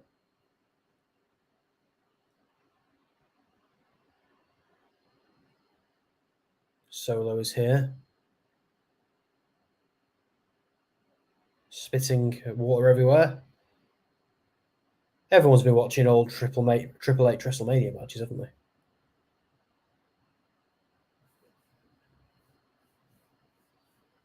God, it's like Rikishi reborn when he was young. Sorry, I keep moving around on this bouncy chair. Swear I read somewhere that Drew versus Priest was last. I don't know if I read it. I just assumed it from how they were marketing the show, and it still may be, but that graphic then implied otherwise, didn't it? So that might have been the original idea, and they've changed it today. It could have been that. That's the thing with wrestling news. People forget that they can change something at any moment and at the last minute, and they often do. So people often read something on the internet and they're like, "Oh, that didn't happen. Why is that?" Because when they read it, it was accurate when it was reported, and times have changed since then. It's just the way this business works. They're always tweaking with cards, numbers, and appearances and stuff. Oh, Kevin Owens versus Solo Sikoa. 25 minutes left, 2 more commercial breaks. I think the crowd went for a treat. Oh, to think I was going to be at this SmackDown.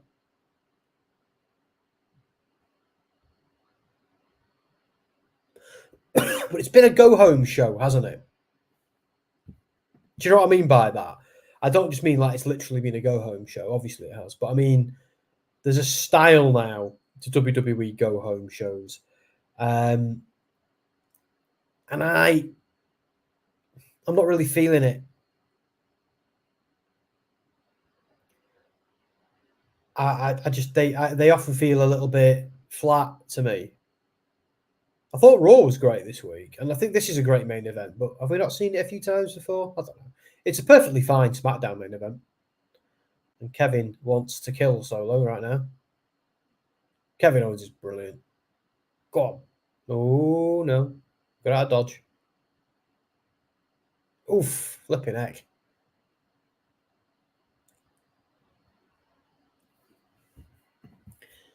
Drew and Priest match being last could be an indication of Drew winning.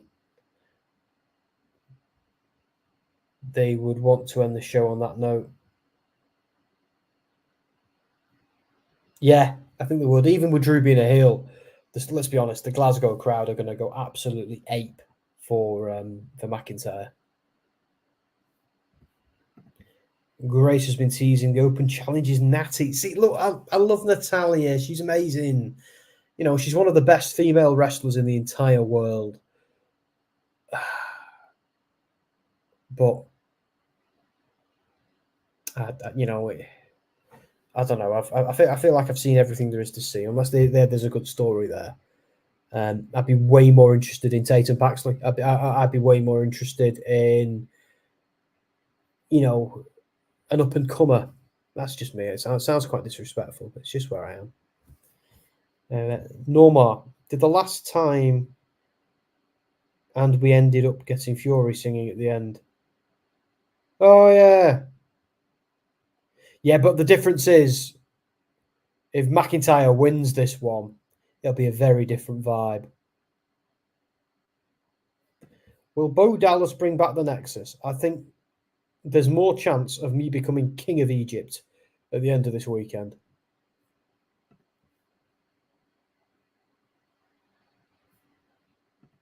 There you go, universe. There's a challenge for you. Oh, shall we do a banner and a poll?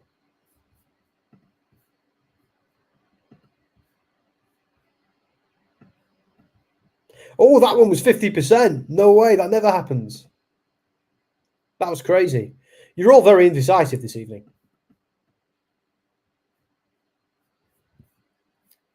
Okay. Ah, where'd it go? There we are. Nia Jax and Michin, 50-50. See, I would have thought Nia Jax would be the obvious winner in that. She's the one that's pushing. Who wins? Kevin Owens.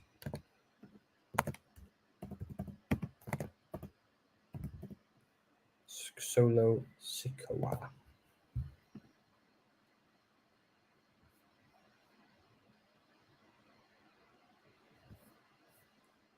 There we go.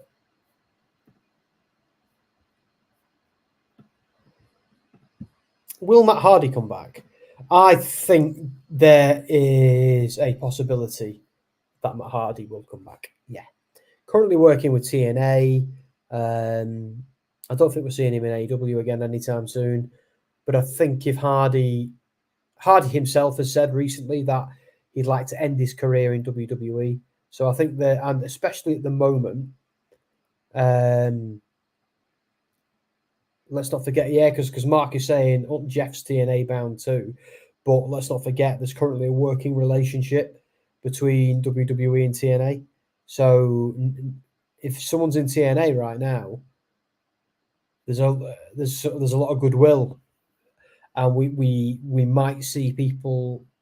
We might see more crossover, is what I'm saying. So I think Matt Hardy reappearing in WWE is a million times more likely than Bo Dallas bringing back the Nexus.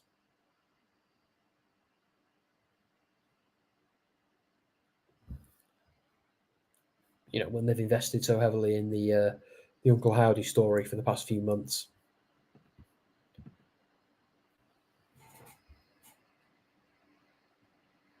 Oof, bloody hell, Solo. That was rough.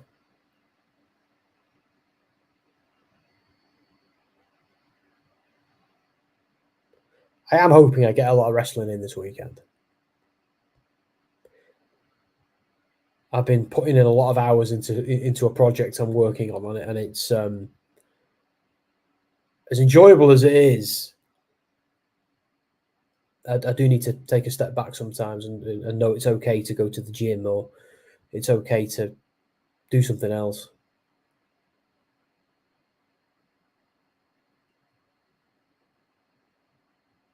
Oof. So you'd be happy with this main event, I suppose, wouldn't you, if you were at the show?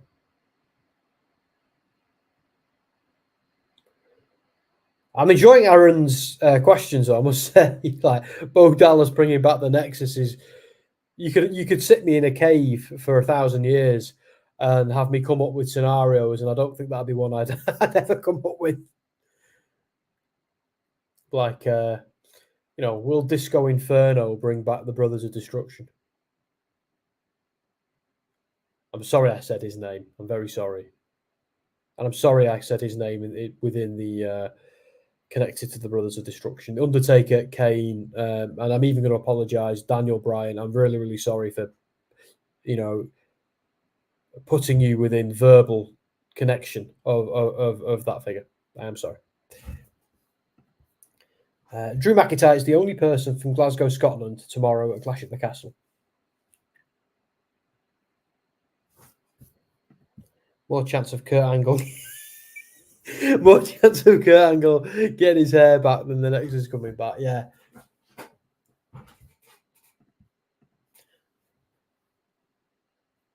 Have we got any more funny ones?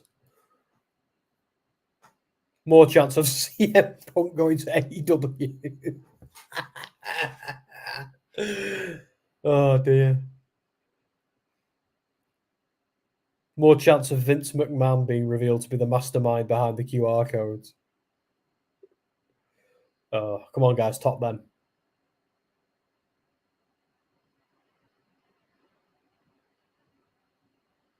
Let's keep them in good taste, though. Let's not say anything about bloody Chris Benoit or anything. You know what I mean? I know I already lowered the tone by mentioning Vince McMahon.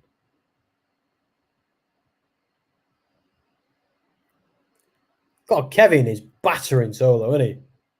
Bang!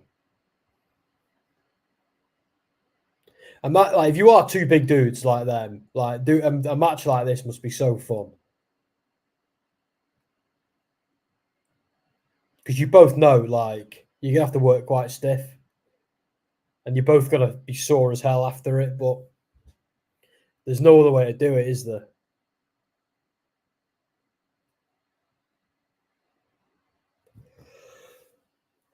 Oh, I'm sorry.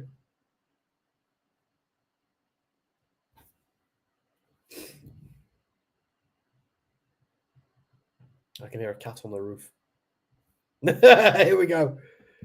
More chance of Hornswoggle coming back and winning the WWE title from Cody Rhodes.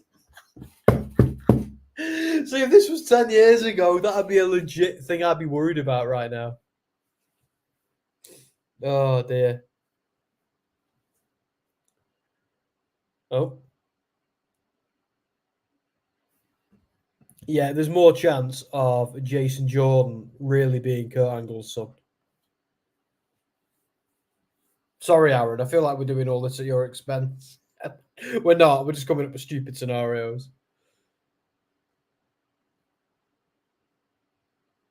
Any more, Mark? This is entertaining.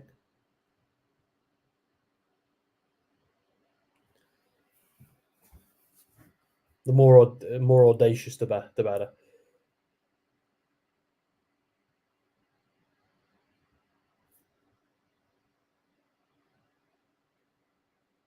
More chance of AEW selling out a venue. Oh, shots fired. No, I love AEW. You know I do. Hey up, Tom. Tom Talks Rubbish. Thank you for joining us, mate. I do believe, Tom, you've interviewed a colleague of mine this evening. Would you like to plug that here? Because he'd like it if you did, and I'd like it if you did. So go for it.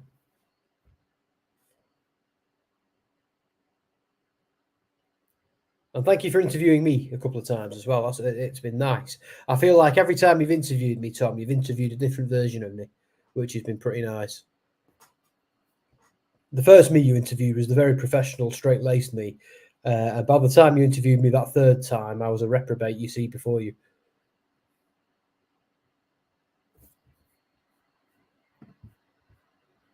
Foxy40 says, I love eating cheese pizza while watching WWE. That's the best comment we've had all night. Sorry, Aaron, but that even beats your Nexus comment about Bro Dallas. Sorry. Foxy40 wins tonight, I'm afraid, guys. And do you know what I'm going to do, Foxy40, because of that comment? I'm going to eat a cheese pizza tomorrow night when I actually watch this pay-per-view. I'm not going to, and we're not talking some crappy supermarket pizza either. We're talking, I'm going to order one from like Papa John's or something. Done deal. And if you don't believe me, I'll tweet about it. Oh, last ad break. Aha, more chance of someone suggesting to Punk that he use real glass in a segment. Imagine, right, being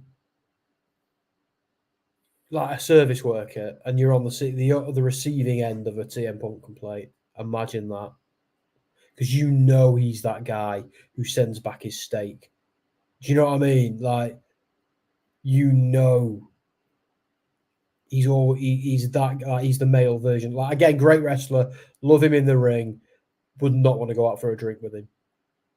You know that if you get onto politics It's his way or the highway. You know, there's no middle ground, no nothing.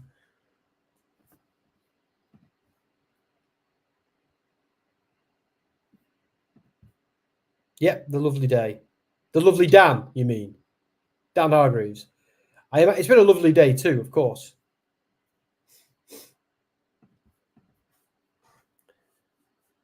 Can we come up with any more? I feel like we've done a couple of CM Punk ones now. There's got to be other people we can do.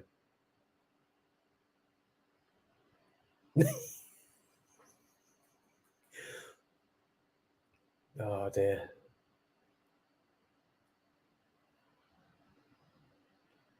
More ads. Scotland down to what, 10 minutes, and it's still 2-0 to Germany. Well, they're not coming back from that, are they? But who cares? They got Clash at the Castle tomorrow night. It's fine.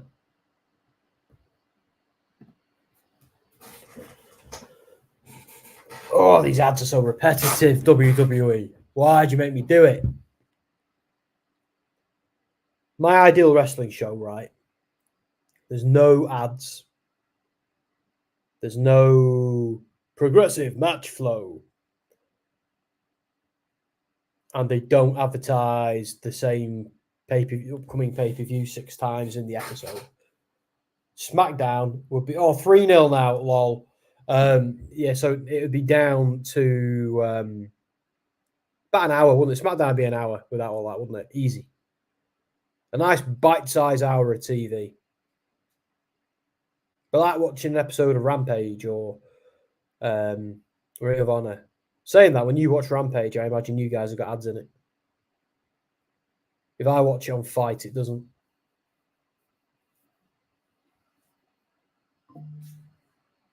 My Twitter's blowing up. It's you, Mark.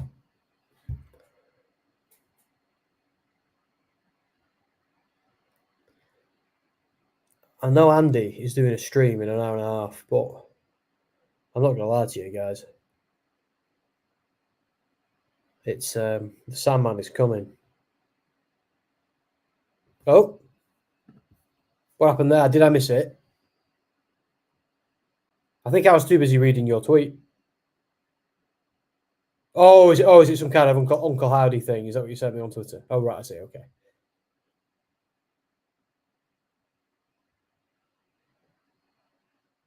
Scotland 316. Nice. It's funny as well because they were selling them at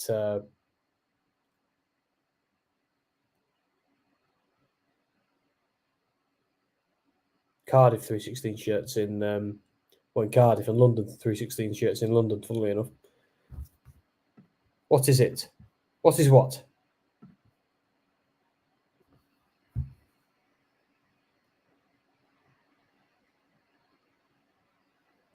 Solo can't put the big man away.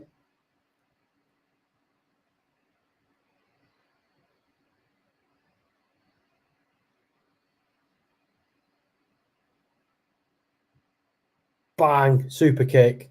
Solo's dead. Double super kick. See, someone tell the Young Bucks that's how you do a super kick and make it look like it's going to actually hurt someone. I don't know why I'm taking so many shots at AEW tonight. I'm sorry, AEW. I think because I feel like it's a WWE and TNA weekend. So, but I'm kind of enjoying AEW at the moment. In fact, I'm really looking forward to watching Dynamite this week. Oh, Paul Heyman, you dirty sod.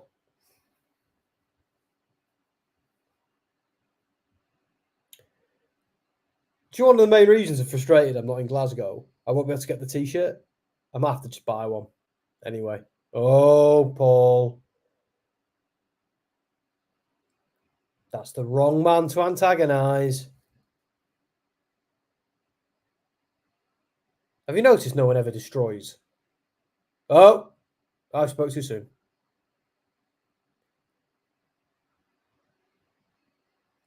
Because he doesn't take many bumps. He never has he, Paul Heyman? He's never been a big bump guy. See, if I was a heel manager, I would demand to take bumps. No disrespect to Heyman. Like, we don't know what his health situation is like, but I'm going to say this to my local promotion, who I get on with quite well. I'm going to say to them, look, is there ever a situation where if you ever want me to be an extra, put me through a table? I'd love that. Yeah, one of my greatest ambitions is to be put through a table. I love how the brothers are pushing each other off so lads, did Haku never teach you to share? You can both beat him up together. One of you kick him in the head, one of you punch him in the stomach. It's very, very easy. If everybody waits their turn, we can all do it together. See, I was taught to share, guys. If I was ever beating somebody up, we all shared it. I'm joking. Uh-oh. Randy's running like he's doing a Baywatch shoot. We still need Tangaloa to do something big, don't we, on his own? You know what I mean?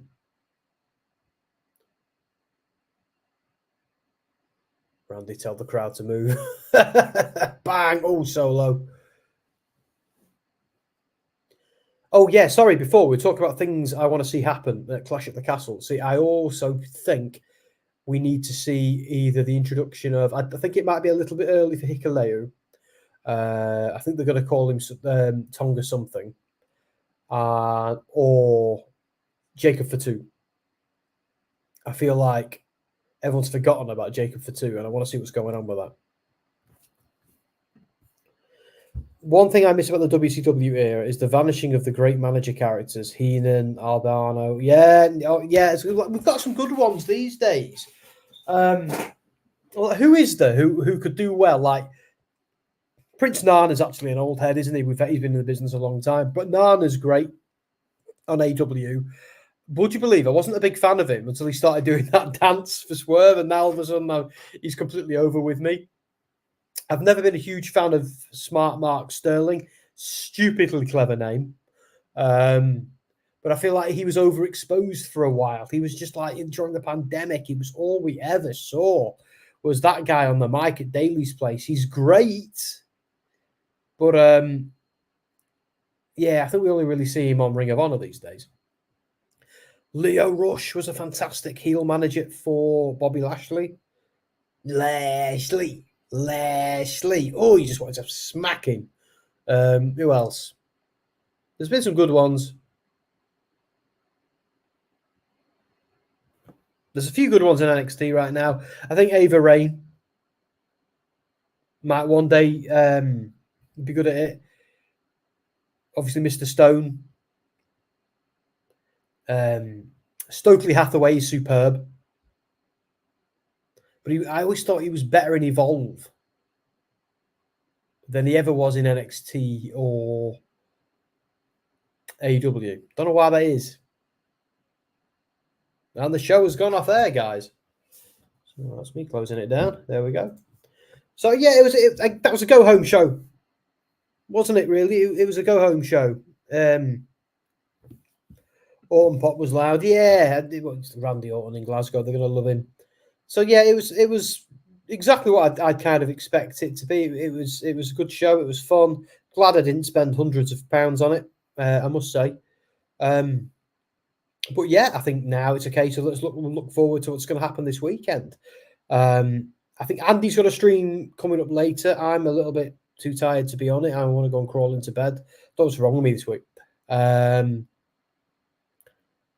What else was I going to say? Yeah, tomorrow, Clash at the Castle. Tonight, TNA against all odds.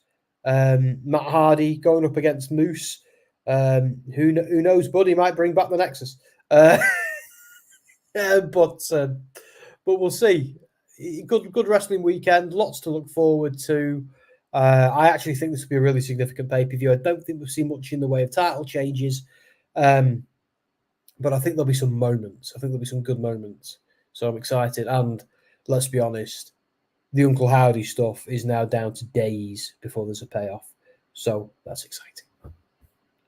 Speaking of Orton, there he is in the middle of the action. We'll try and have predictions for tomorrow, folks, if Dan's able to sort it out in time. Yeah, Dan's...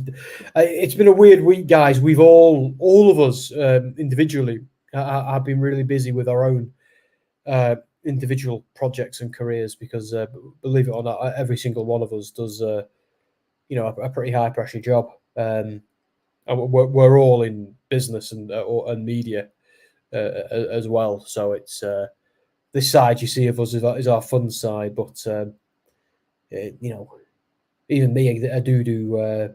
Oh, and Dan had iPad issues on Monday, did he? Oh, Dan without his tablet. I don't know who Dan is without his tablet. He loves that thing. It does everything. It's amazing. Like, I have an iPad, but I've never seen somebody utilize. I think he has a big Android thing, Dan. He has this big thing. He had it on the plane. It was ace. But like, yeah, he does everything on it, and it blows. Like, I use iPads, and it blows my mind all the cool stuff Dan can do on that. But anyway, guys, I'm turning Irish. Guys, thank you for joining me. It's been fun. It's nice to be back. Oh, hello, who this? I've given him a laptop. Should be fine, Dom. Oh, right, okay. Oh, fair enough. Oh, it's a shame his iPad thing's broke. That's like one of his arms. But anyway, at least Dan has got an iPad and a laptop. This is how tired I am. And Dom, have you been lurking all night? In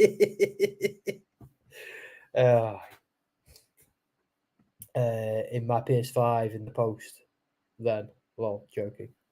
Is my PS5 in the post? Yeah, but you're not having my PS5, that's for damn sure. I got that thing on launch day, and I've kissed it goodnight, sung it lullabies, fed it crumpets, stroked its head when it's not well. I love my PS5. I love my Xbox and my Switch as well, but don't tell them. I love the PlayStation more. Anyway, yeah, PS5 this gen all the way. Oh, hello. Dom the QO. Oh, I'm not. Yeah, the Uncle Howdy stuff. I'll let Dom take care of that. I'm off. I'm going to go get a nice cup of tea, a hot bath, and crawl in bed next to a beautiful woman. So, yeah, see you later.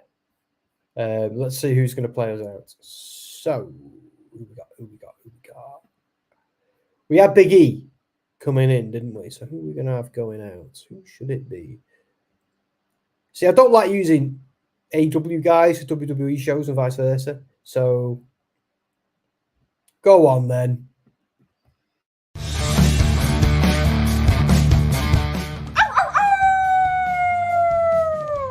Hello, this is Shotzi Blackheart, and welcome to Gimme A Hull Yeah! I hope everyone checking this out in Yorkshire and beyond is having a great day.